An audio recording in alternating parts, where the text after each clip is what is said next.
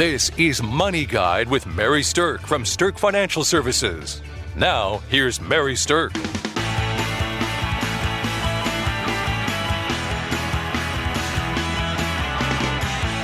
Welcome to Money Guide with Mary Sterk, and today's topic is maximizing your Social Security. So Social Security is something that most retirees are going to interact with at some point in their retirement, and there is a high level of complexity within the Social Security system. So with me today, I have Kelsey Bankey, a certified financial planner at our Sterk Financial offices.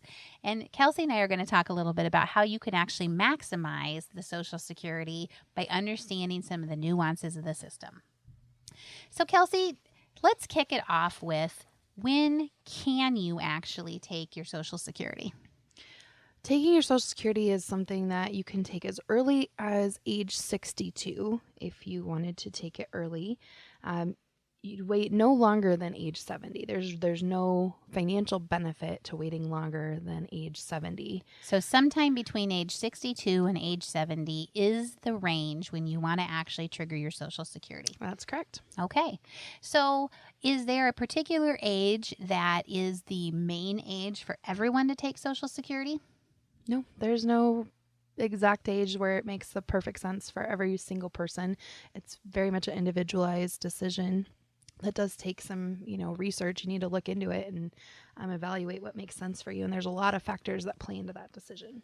Right. So here's the interesting thing about this is everybody has something that's called a full retirement age. Okay. And your full retirement age actually depends on when you were born. So a little bit of history about Social Security. When it was created, everybody's Social Security age was 65. Now, what was interesting about that is that the government didn't really expect most people to live beyond age 65. So they didn't really actually expect to pay back too much of this money. But look at us now. Our mortality age has extended into the 80s. We are living longer through medical advances and different things like that. And so that is giving Social Security a run for its money because now they are paying out benefits for much longer than they ever anticipated it. So because of that, then they have started changing the age when your Social Security full retirement age actually is. So Kelsey, share with us the different things that you'd be looking for. Like, what are some of the ranges that people's full Social Security age might actually be? Well, if you were born before 1954, your Social Security full retirement age is 66. 66 even, right? Birthday 66 even. Okay. If you were born after 1960, your full retirement age is age 67. Okay.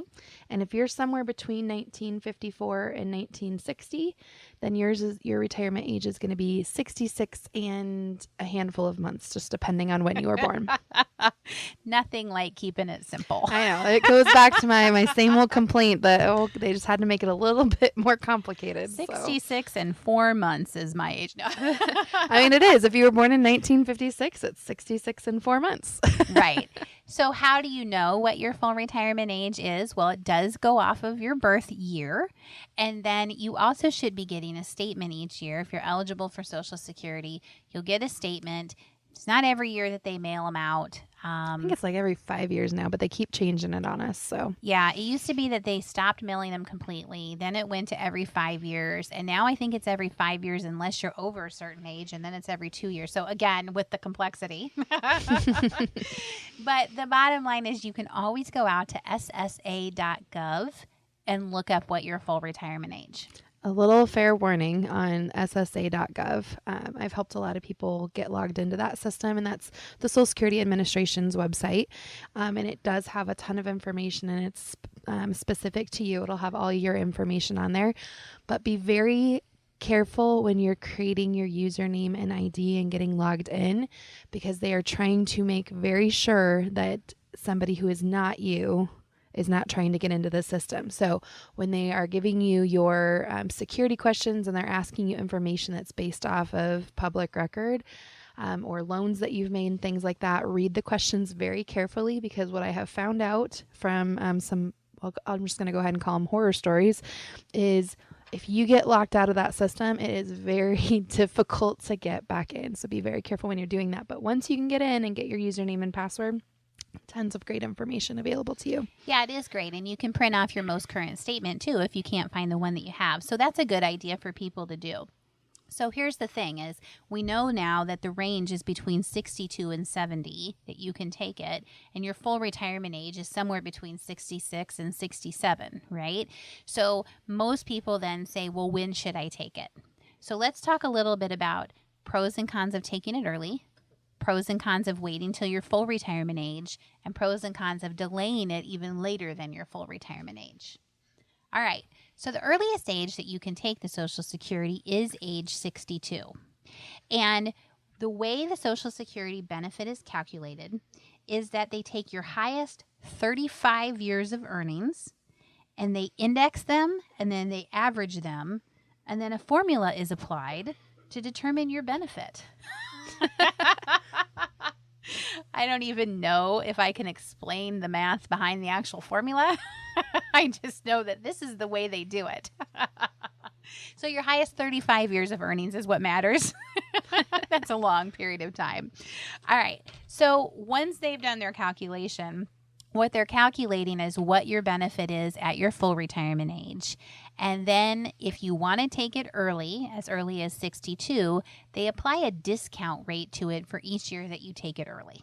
All right. And discount is not a good thing in this explanation. I know that's normally a positive, but it's not here. Yeah, discounting it means that you're going to get less. They're giving you less by taking it early. Now, what a lot of people don't understand is that if you're going to work once you're 62, then that is going to make a difference about whether or not you actually want to take those benefits early or not. Okay, so, and I'm going to give you just a rough number here. And the reason I'm giving you a rough number is because this changes every year. Okay, but if you're going to make over around $16,000 a year, then you probably don't want to take your Social Security early. Because if you make over $16,000-ish a year, then that already discounted Social Security rate is going to get discounted even more, and you actually will have to pay the government back the Social Security that they overpaid you. Okay? That, let me tell you, ladies and gentlemen, will not be a fun check to write. That, in fact, is one of the worst checks to ever have to write. So just keep that in mind. If you're going to trigger it early, that is why you hear people in retirement, especially early retirement, say that they're trying to only earn so much money. It's because they don't want to violate that Social Security rule and ever have to pay back a dime. Okay? Now, there is a good news piece of this, though. Kelsey, what happens if you do have to pay that back to them? It does get credited back to you. So at your full retirement age, or every year, actually, it's recalculating for those credits you paid back in. Right. Now, once you reach that magical full retirement age, you can earn as much as you want from working, and it doesn't affect your Social Security. So if your retirement age was 66, you hit that, you can start your Social Security and draw that, and you can work and earn as much as you want, and it doesn't have any impact. The working thing only impacts taking Social Security before that full retirement age. All right. So what would be the reason, Kelsey, share with our listeners why you would want to wait beyond your full retirement age to take it? Well, just as in the fact that they're discounting the amount that you get prior to your full retirement age, they are also going to give you delayed retirement credits if you wait longer than your full retirement age to claim your benefit. So they are realizing that the longer that they wait to pay you, they're not having to pay out money as early. So you can get an 8% credit per year for every year you wait. Now, they do credit you per month that you wait. So if you only wait till 67 and a handful of months, you'll get some kind of credit on that as well. But if you are waiting years up to 70, you can get 8%. Yeah, credit 8% is a good number. That's a healthy number, right? It is. So this is the age-old question of Social Security. Is it better to just take it, or is it better to delay it and take that increase? And the bottom line is I have no idea. It completely depends on how long you live. Yeah, there's a lot of factors on that. So can you afford to wait is a big factor, but definitely your life expectancy is very important. And you're never going to be exact on that because nobody knows the exact day they're leaving this earth. But the reality is you have to pay attention. There's a lot of things that play into that, and some of it's family history, some of it's current health. Things like that can all play into your life expectancy. But the reality is life expectancy is pushing higher and higher and higher. And the average 50 to 60-year-old right now is projected to live into their late 80s, early 90s. And if you're younger than that, your life expectancy, 50% of the people are going to live into their late 90s at that point. So paying attention to life expectancy is very important. You could be making a decision to take your Social Security early that could have a 30-year impact on you. Right. So there is a break-even calculation that we can help people do of understanding how many years will it take before it was a bad idea to take your Social Security early. Okay. So let's say you started at 62 and you get all of this money between age 62 and 70. Then there's a break-even calculation we can do to say, well, if you would have waited till you're 70, then it will take this long for that to have been a good plan versus a bad plan. And everybody's is a little bit different, but you can kind of gauge that it's somewhere in the early to mid 80s. If you outlive that pace, it would have been better to wait. If you die before your early to mid 80s, it would have been better to take that Social Security early. Now, that's a gauge. That's a rule of thumb. That is not financial planning advice. That's something that I'm saying that you can do a break-even calculation and figure this out. But generally speaking, it takes a while to recoup the delay, and you have to live long enough for that to be worth it. Mm-hmm. And it can be, over $100,000 of delayed income waiting from age 62 to age 70. So right. It's not a decision to be taken lightly, but it can be made with some confidence if you're really evaluating how it impacts you. Correct. All right, we're going to take a short break. Before we do, I just want to announce we have a great seminar coming up called Maximizing Your Social Security. So if you can't get enough about this topic, join us on April 25th. And we're going to be diving into more of the details surrounding this to help you make the best decisions possible as you move into your own Social Security planning phase. Congratulations to Mary Sterk and the team at Sterk Financial for earning a spot on 2 Forbes lists for 6 years running, including 2023 Forbes Best in State Wealth Advisors and 2023 Forbes Top Women Wealth Advisors Best in State, #1 in South Dakota. Welcome back to Money Guide with Mary Sterk, and today's topic is about maximizing your Social Security. So we've talked about when you can take it and what your full retirement age actually means. We've talked about some of the pros and cons of starting early versus delaying it. And the next thing I want to just touch on is whether or not your Social Security is going to be taxable. That's a big question that we frequently get from people. All right, so here's the deal. And these are 2017 numbers.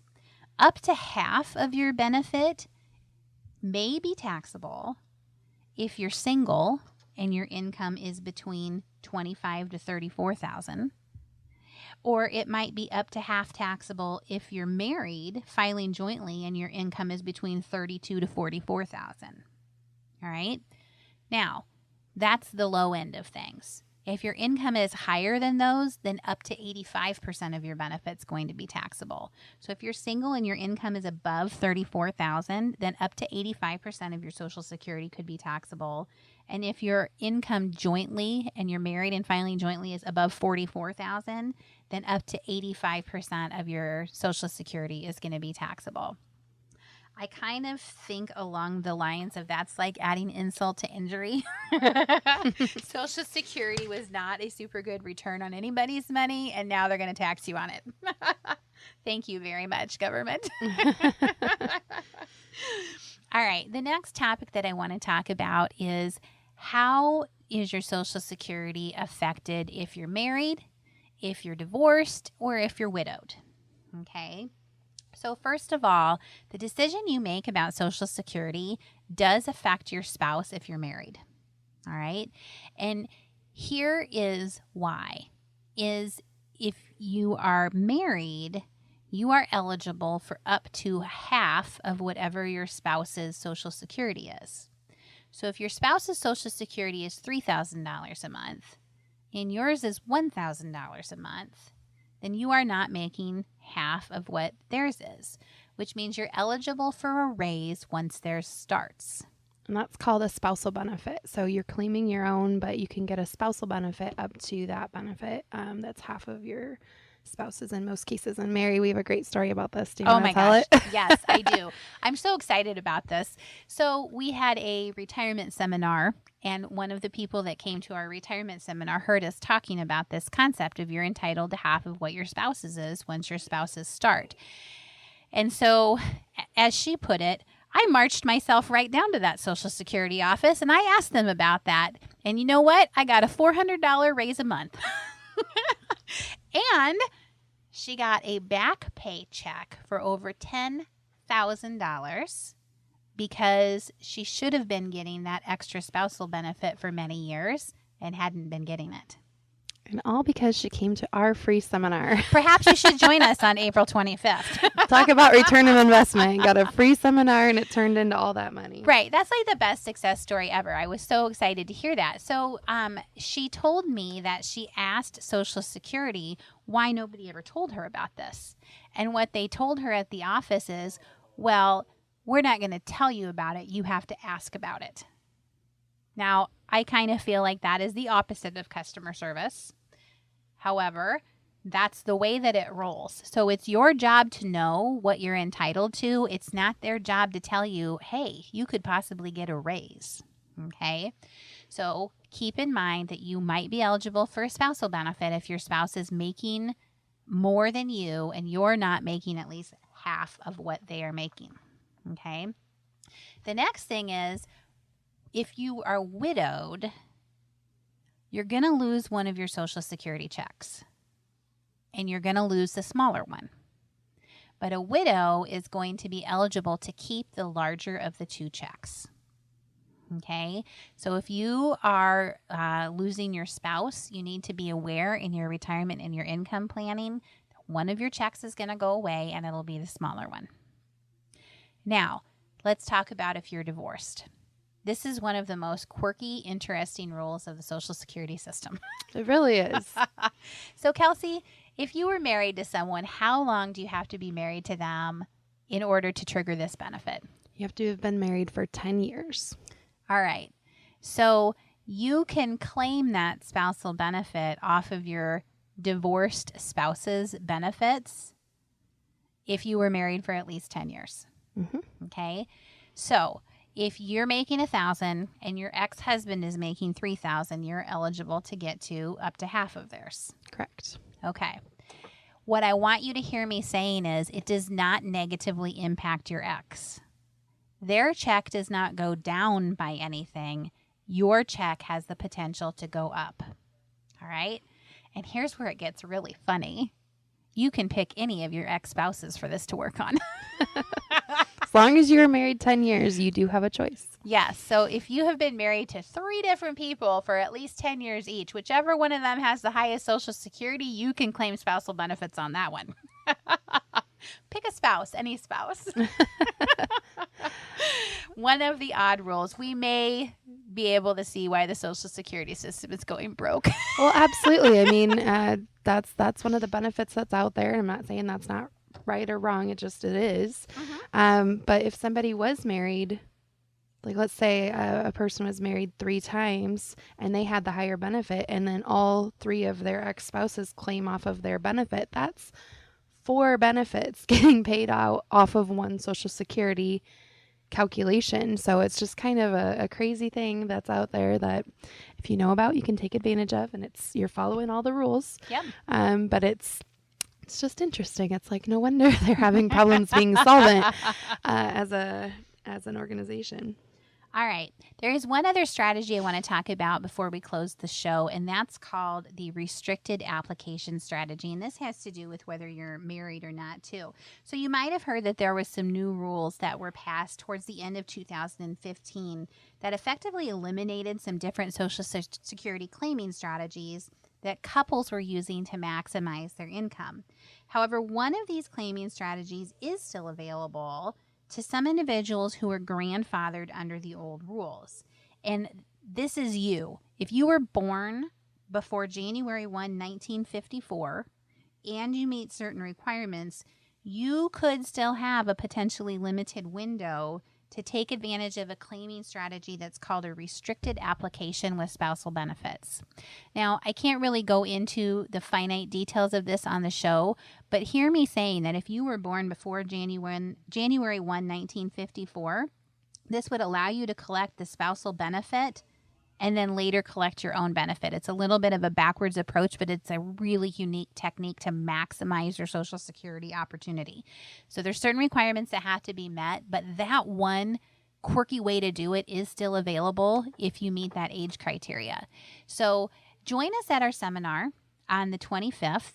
Learn more about what your Social Security maximization strategies are. And if you can't make it, then give us a call and we'll help you puzzle through what your own Social Security rules are and when is the best time to maximize your own Social Security planning. So thanks for listening to Money Guide with Mary Sterk.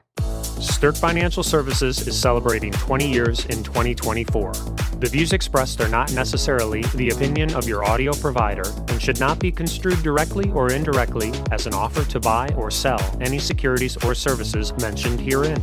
Investing is subject to risks, including loss of principal invested. Past performance is not a guarantee of future results. No strategy can ensure a profit nor protect against loss. Please note that individual situations can vary. Therefore, the information should only be relied upon when coordinated with individual professional advice. Securities and investment advisory services offered through Osaic Wealth, Inc., member FINRA, SIPC. Insurance offered through Sterk Financial Services, which is not affiliated with Osaic Wealth. Osaic Wealth is separately owned, and other entities and/or marketing names, products, or services referenced here are independent of Osaic Wealth. The rankings for the Forbes Best in State Wealth Advisors list by Shook Research is based on due diligence meetings to evaluate each advisor qualitatively, a major component of a ranking algorithm that includes client retention, industry experience, review of compliance records, firm nominations,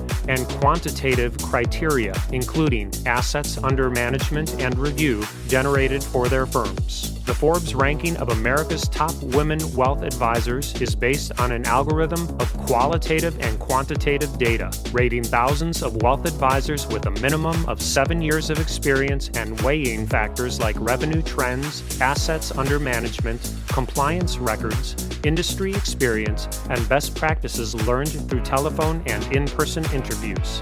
There is no fee in exchange for rankings. Forbes is a trademark of Forbes Media, LLC. All rights reserved. Rankings and recognition from Forbes, Shook Research are no guarantee of future investment success and do not ensure that a current or prospective client will experience a higher level of performance results, and such rankings should not be construed as an endorsement of the advisor.